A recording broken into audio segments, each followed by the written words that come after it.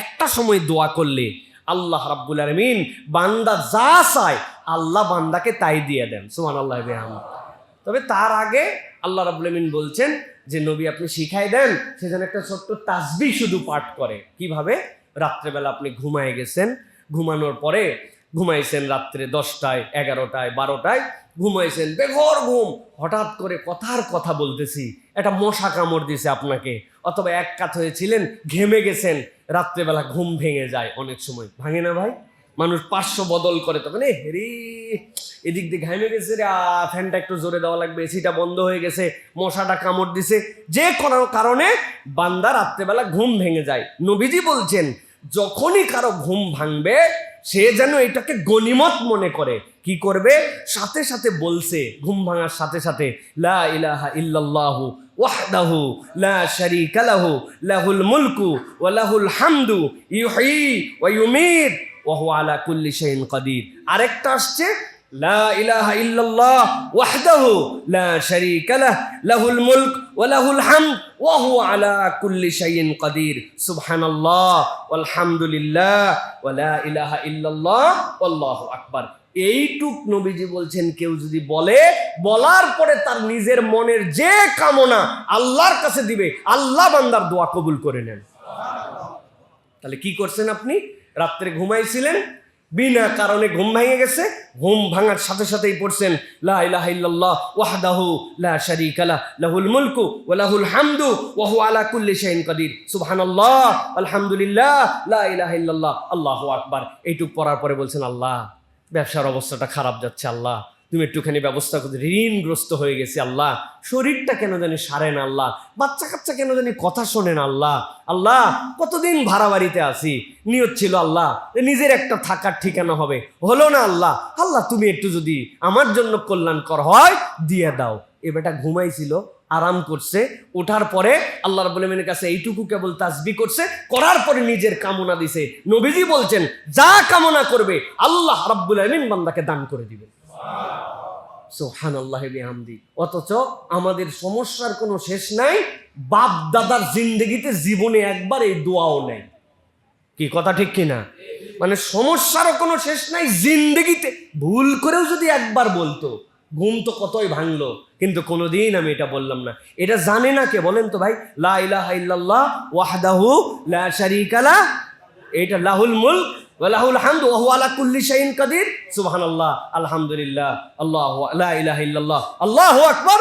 এরপরে আমি দোয়া করব, পারবো ইনশাআল্লাহ। আল্লাহ যেন আমাদেরকে ওই সময়টুকুতে মনে করায় দেন। আল্লাহ রাব্বুল আলামিন যেন আমাদেরকে এই দোয়া করার মতো তৌফিক দান করেন। তাহলে 2 নম্বর গেল দোয়া করা, মনে থাকবে ইনশাআল্লাহ। 3 নম্বরে নবী করিম সাল্লাল্লাহু আলাইহি ওয়াসাল্লাম বলেছেন, বান্দার জীবনে নফল ইবাদতের যতগুলি তালিকা আছে, এই তালিকায় শ্রেষ্ঠতম দ্বিতীয় ইবাদত হচ্ছে বান্দা যখন আল্লাহ রাব্বুল আলামিনের জন্য রোজা রাখে।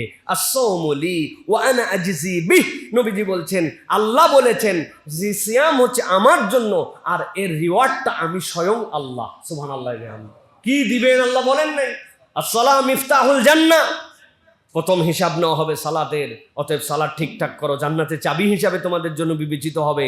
যাকাত আদায় করো, তোমার জন্য সম্পদ পবিত্র হয়ে যাবে। বান্দা এই ইবাদত করো, দান খয়রাত করো, আল্লাহ রাব্বুল আমিন তোমার বালা মুসিবত দূর করবেন। রোজা রাখো, কি দিবেন? আল্লাহ বলতেছেন রোজা রাখো, আমি আল্লাহ তোমার হয়ে যাব। সুবহানাল্লাহ। কি দিব বললাম না, যা লাগবে সেটা ওই সময় ব্ল্যাঙ্ক চেক দেওয়া হবে, নিয়ে নিও তুমি। সুবহানাল্লাহ। এই জন্য আমরা এই দশকের একদিন চলে যাচ্ছে, আমরা এই 9 দিন রোজা রাখার কথা হাদিসের মধ্যে আসছে। ধারাবাহিক 9 দিন সিয়াম পালন করা সর্বোত্তম। এখন সিয়ামের মৌসুম চলতেছে, বৃষ্টি আবহাওয়া কি সুন্দর, কোনো কষ্ট নাই, কিচ্ছু নাই, আমি রোজা রাখতে পারি। না হলেও সোম আর বৃহস্পতি আমার যেন মিস না হয়। পারবো ইনশাআল্লাহ। আল্লাহকে অন্তত দেখাবো যে আল্লাহ আমি একটা হলেও নফল রোজা এই দশকে রাখছি, আল্লাহ 2টা হলেও রাখছি, আল্লাহ আমি জিলহজের এই দশককে গুরুত্বপূর্ণ ভেবে নিয়ে আল্লাহ তোমার জন্য একটা সিয়াম পালন করতেছি। আল্লাহ এটা দেখতে চান যে আমার বান্দা ডেডিকেশন দিছে আল্লাহর জন্য, আল্লাহ ওই বান্দাকে উত্তম বিনিময় দিয়ে দেন। এই জন্য প্রিয় ভাইয়েরা, আমরা সিয়াম পালন করার চেষ্টা করব। আর হারিয়ে যাওয়া একটা সুন্নত আছে সিয়ামের সাথে, সেটা হচ্ছে আমরা সাহারি করি, ইফতার করি। সাহারিতে যাই খাই না খাই, খেজুর একটুখানি খাওয়ার জন্য চেষ্টা করব। রাসূলুল্লাহ সাল্লাল্লাহু আলাইহি ওয়াসাল্লাম খেজুর ছাড়া সাহারি করতেন না, সুতরাং আমরা সাহারিতে একটু খেজুর খাওয়ার জন্য চেষ্টা করব। 1টা 2টা 3টা 4টা যে পারবো আমরা অন্তত পক্ষে জিলহজের এই দশকে আমরা সিয়াম পালন করব। রাজি আছেন ইনশাআল্লাহ? কারা কারা চেষ্টা করবেন ইনশাআল্লাহ? হাত তুলে আল্লাহকে দেখান। 1 দিন 2 দিন হলেও আমি আল্লাহর কাছে বলতে পারবো আমার মুসল্লিরা আল্লাহ ওয়াদা করছে তারা রোজা রাখবে। পারবেন ইনশাআল্লাহ? আল্লাহ আমাদেরকে তৌফিক দান করো। ভাবিদেরকে, বাসাতে মাদেরকে, বোনদেরকেও জানাবেন, চলো আমরা জিলহজের এই দশক অনুযায়ী একটু রোজা রাখার চেষ্টা করি, একটু রোজাটা রেখে দেই। আল্লাহ তৌফিক দান করেন। প্রিয় ভাইরা, 4 নম্বরে সেটা হচ্ছে আমরা চেষ্টা করব কিয়ামুল লাইল করার জন্য, তাহাজ্জুদের সালাত একটু আদায় করার জন্য। ফজরে তো আমরা উঠি, আমরা 10 মিনিট আগে উঠলাম, 20 মিনিট আগে একটু উঠলাম, শুতে শুতে ঠেলতে 12টা বাজেই যায়। শহরে 12টায় রাত হয় না। আপনাদের কি হয় জানি না, আমি বাচ্চা কাচ্চা নিয়ে বিরাট ঝামেলায় আছি ভাই। এদেরকে শোয়াতে বসাতে, একজনকে উঠাতে, বিছনা ঠিক করাতে, এদেরকে দাবড়াতে দুবড়াতে 12টা ঠেলতে ঠিক কিনা ভাই? যেটা শহরের মানুষ হয় 12টা বাজেই গেছে, শুতে চলেই গেছি, একটু অজু করে নিলাম, নিয়ত করছি যা 4টা রাকাত নামাজ পড়বো। বাড়িতে একজন বলবে কি ব্যাপার, এশার নামাজ পড়েননি নাকি? বলছে না না পড়ছি তো এশার নামাজ। তো কি নামাজ পড়তেছেন? বলছে একটুখানি এই জিলহজের দশকের নিয়তে একটু তাহাজ্জুদ, একটু কিয়ামুল লাইল। বলছে ও বাবা, ওলি আল্লাহ হয়ে গেল দেখতেছে। আপনাকে এরকম টিটকারি মারতে পারে, কিন্তু আপনাকে তখন বুঝায় বলতে হবে ওলি আল্লাহ হওয়া নয়, আল্লাহ এই দশকের কসম করছেন আমি এক্সট্রা 2 রাকাত নামাজ পড়তেছি, তুমি একটু পড়ে শো। এই 2 রাকাত আল্লাহ আমাদের তকদির ঘুরাই দিতে পারেন। কিয়ামতের দিন যাওয়ার পরে কি সওয়াব আল্লাহ দিতে পারেন। আমার বান্দা এই দশককে গুরুত্বপূর্ণ আমল হিসাবে নিয়ে 2টা রাকাত নামাজ পড়ছে, 4টা রাকাত সালাত আদায় করছে। ফজরের ওয়াক্ত এখনো হয় নাই। আমাদের এই মহল্লার একটা সৌন্দর্য আছে, আউয়াল ওয়াক্তে 12 মাস একটা আজান হয় আমাদের ফুরফুরার মাদ্রাসা থেকে, জানেন না প্রিয় ভাইরা? একদম পারফেক্ট সময়ে, মানে যখন সাহারির সময় শেষ 12 মাস একই টাইমে আজান হয়। কোন মানুষকে কোনো অ্যালার্ম দিতে হয় না, ওই আজান শুনে বুঝে যে আমাদের আর সাহারি খাওয়া যাবে না। এটা একটা অনন্য সৌন্দর্য আমাদের মহল্লার। আপনি আর 10 মিনিট আছে, তার মানে বুঝছেন আজান হয় নাই, মানে এখনো আমার তাহাজ্জুদের ওয়াক্ত আছে। চট করে ওযু করে 2 রাকাত সালাত আদায় করছেন, সিজদা দীর্ঘ করে দিছেন, লম্বা একটু সিজদা দিয়া আল্লাহর কাছে একটু কায়েম অনুবাক্যে এই জন্য ইবাদতে নিয়োজিত হয়েছেন। আল্লাহ রাব্বুল আলামিন বলছেন, নবী আপনি জানাই দিয়ে রাখেন, ইন্নাল হাসানাতি ইউযহিবনাস সাইয়্যাত। বান্দার জীবনে গুনাহ খাতা থাকবে, কিন্তু বান্দা ওই গুনাহ কি দিয়ে ঘুষে মেজে তুলবে, কি দিয়ে বদল করবে, বান্দা যেন একটু বুদ্ধিমান হয়।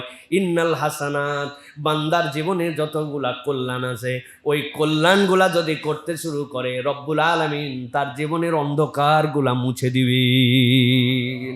অতএব আমার এই সালাত আমাকে যেন একটু আকৃষ্ট করে, এটা আমাদের জন্য মনে রাখতে হবে প্রিয় ভাইয়েরা। 5 নম্বরে সেটা হচ্ছে তওবা। এই দশকে আমরা স্পেশাল আল্লাহর সাথে তওবা করব এবং ইনাবার সম্পর্ক আল্লাহর সাথে বৃদ্ধি করব। তওবা তো বুঝি, ইনাবা অনেক সময় বুঝি না। ইনাবা মানে কি? যেই অন্তর আল্লাহর সাথে লাগানো, গুনাহ হয়, ভুল হয়, কিন্তু সে কখনো ফেরসাস হয় না, সে কখনো উদ্ধত চরিত্রের হয় না। রাগ তো রাগ, গুনাহ একটু হয়, এই মুড তার মধ্যে নাই। সে গুনাহ করে কিন্তু একটা অনুতপ্ত হৃদয় তার মধ্যে আছে। ভুল করে কিন্তু তার আল্লাহর সাথে একটা দিল জুড়ানো আছে, কোনো ডিসকানেক্টেড হয়ে যায় না। এই সম্পর্কটা আল্লাহর সাথে বানাতে হবে।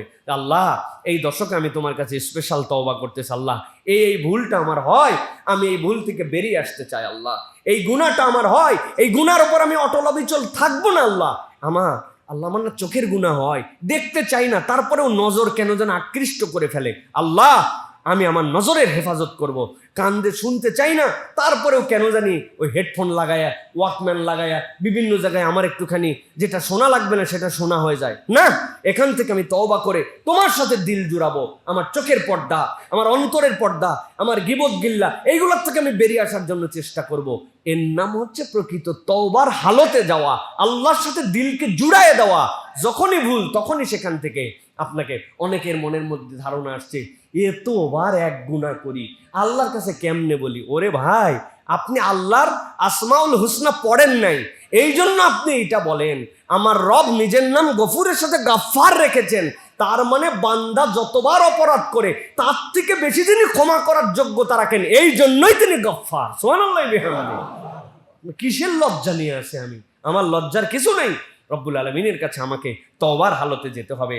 কাব বিন মালিক যখন তওবা করলেন, তিনি বললেন আমি আমার সব সম্পত্তি দান করে দিব। নবীজি বললেন না, সব দিও না, অর্ধেক দান করো। হযরত আলী কাররামাল্লাহু ওয়াজহাহু যতবার তওবা করতেন ততবার সাদাকা করতেন। আমাদের তওবা ফাউন্ডেশন মজবুত হয় না, বিল্ডিং তওবার ভেঙে যায়, কেননা তওবার সাথে আমাদের সাদাকা নাই।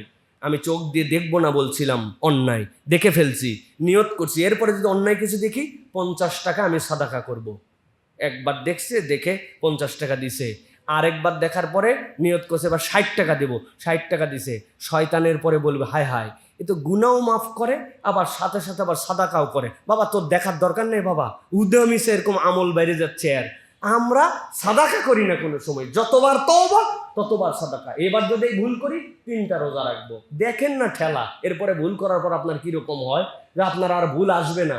এই জন্য যতবার তওবা ততবার সাদাকা। ভুল করছি, আল্লাহর কাছে কিছু সাদাকা করে দিছি, এই নিয়তটা আমাদের করতে হবে, এই প্র্যাকটিসটা করতে হবে। আমাদের পকেট তো খোলে না, ওই যে জান দিয়ে দিবে বলে না, কিন্তু মাল দিবে না। সাইদি সাহেব হুজুরের বিখ্যাত ওয়াজ আছে না, 2 জন একসাথে যাচ্ছিল, সাথে তাদের একটা কুকুর গেছে।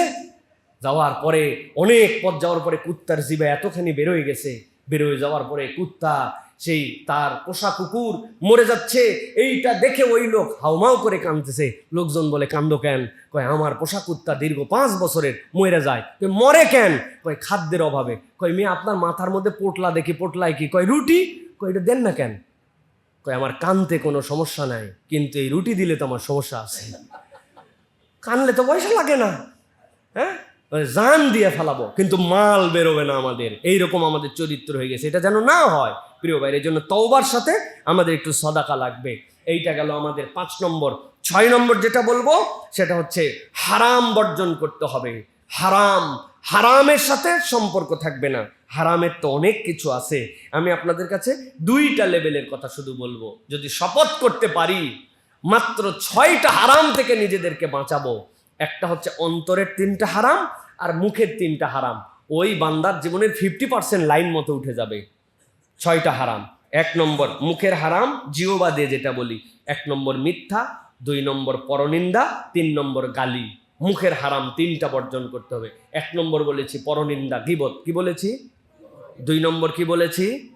হ্যাঁ 2 নম্বর বলেছি মিথ্যা। মিথ্যাটা বাদ দিতে হবে, গীবতটা বাদ দিতে হবে, গালি বাদ দিতে হবে। এটা মুখস্থ করে ফেলতে হবে প্রিয় ভাইরা। মিথ্যা, গীবত, গালি। বলেন কারা কারা বাদ দিছেন? আরেকবার বলেন। মুখের গুনাহ 3টা ছাড়বো, মিথ্যা, গীবত, গালি। আর অন্তরের গুনাহ 3টা বাদ দিব। এর নম্বর 1টা হচ্ছে বিশ্বাসঘাতকতা, 2 নম্বর হচ্ছে অহংকার, আর 3 নম্বর হচ্ছে হিংসা বিদ্বেষ। হিংসা বিদ্বেষ, অহংকার, বিশ্বাসঘাতকতা, এগুলো অন্তরের সাথে রিলেটেড। আপনি বিশ্বাসঘাতক, আপনি কেবল জানেন যে আপনি কি 2 নম্বর করছেন, আপনি কেইসব বিশ্বাসঘাতকতাটা করছেন, এটা আপনি ছাড়া আল্লাহর দুনিয়ায় কেউ জানে না। আপনার অন্তর্বর্তী হিংসার বিদ্বেষ, আপনার অন্তর্বর্তী অহংকার, একটা ভাব, বিরাট বড় একটা হ্যান ত্যান নিয়ে মুডে চলতেছি, এইগুলা যদি আমরা বাদ দিতে পারি, আল্লাহ রাব্বুল আমিন দেখবেন যে আমার বান্দা প্রচেষ্টা করতেছে, আল্লাহ রাব্বুল আমিন কবুল করে নেবেন ইনশাআল্লাহ। আল্লাহ যেন আমাদেরকে তৌফিক দান করেন, আর বিশেষ করে আমাদের মহল্লাবাসীকে যেন আল্লাহ গালি মুক্ত জিহ্বা দান করেন। আমরা তো পুরান ঢাকাইয়া মানুষ, আমাদের গালির যে তেজ আর পাওয়ার, একবার যদি মুখ ছুটে আমার এলাকার লোকের, তো একবারে খাইয়া লাইছে, একবারে সব শেষ করে ফেলাইবে, ঠিক না ভাই? এই জন্য আমাদের গালি থেকে বাঁচার জন্য চেষ্টা করতে হবে প্রিয় ভাইয়েরা। ওই যে এক হুজুর বলছিলেন না যে দোয়া নিতে আসছে নিজের সন্তানের, আইসা বলতেছে হুজুর হালার বেটার লাগে দোয়া করবেন, হালার পোলা লাগে দোয়া করবেন। তো লোকজন বলতেছে যে আপনার নিজের বেটা না, এটা হালার পোলা, এইটার জন্য দোয়া করার না করা কি দরকার? কয় না হুজুর ভুল করে কয়ে লাইছি, কইতে কইতে অভ্যাস হয়ে গেছে, নিজের পোলারে হালার পোলা কয়, আছে না নাই আমাদের? তো এখন আমাদের এই যে গালি দেওয়ার অভ্যাস হয়ে গেছে, এইটাকে আমরা কোনো গুনাই মনে করি না। এইটা আলেম, নাউজুবিল্লাহ, আলেম বলা ভুল হয়, মানে আলেমের লেবাসধারী যেগুলো আমরা দেখি, দাড়ি, টুপি, জুব্বা, মুরব্বি, ওরে আল্লাহ রে আল্লাহ, নামাজ পড়ে যায় গালি দেয় মানুষকে।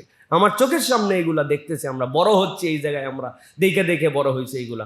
এই জন্য আমাদের গালি মুক্ত মুখ হতে হবে, মিথ্যা মুক্ত মুখ হতে হবে, গীবত মুক্ত মুখ হতে হবে। সুবহানাল্লাহ বিহামদি, দেখবেন সমাজ সুন্দর হয়ে যাবে। আমরা চেষ্টা করবো তো ইনশাআল্লাহ। তবে বাহিরের লোককে গালি না দিলেও নিজের স্ত্রীকে গালি দিলে কোনো গুনাহ হবে না। তাই না?